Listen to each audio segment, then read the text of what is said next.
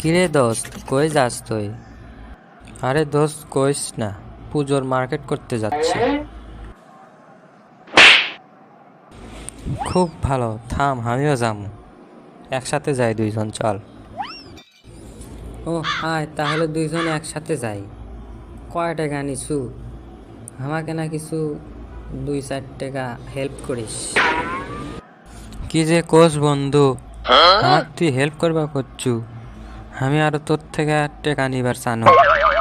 আমার বাপ যে টাকা দিছে তাতে অর্ধেক মার্কেট করাও হবে না, জিনিসপাতির যে দাম।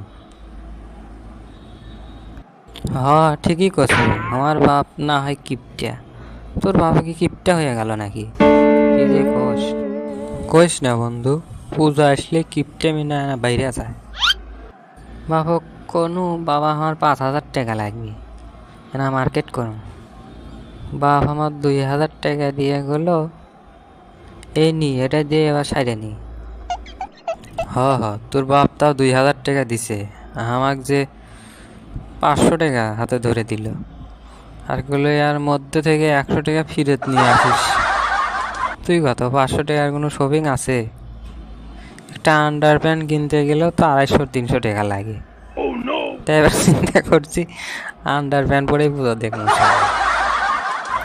চল আগে দোকানে যাই, বগুড়ার আলতাপালি মার্কেট না থেকে, না হয় হকার মার্কেটের থেকে নিয়ে আসবো, না হয় আমার থেকে আরো 500 টাকা নিসিনি, পরে আমাকে দিস।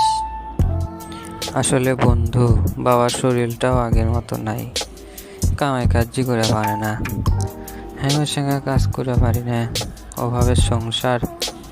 তাই বাবা আমার সাথে এরকম করছে। আমি তো বড় হচ্ছি, সবই বুঝি। তোর মেলা ধন্যবাদ বন্ধু, তুই যা আমাকে টাকা দিবার চালু, তা আমার লাগবি না। আমি না হয় ফুটপাতের কোনো দোকানের থেকে কম দামে একটা শার্ট কিনবো হিনি, ওটা দিয়ে এবার পূজা চলে যাবে হিনি।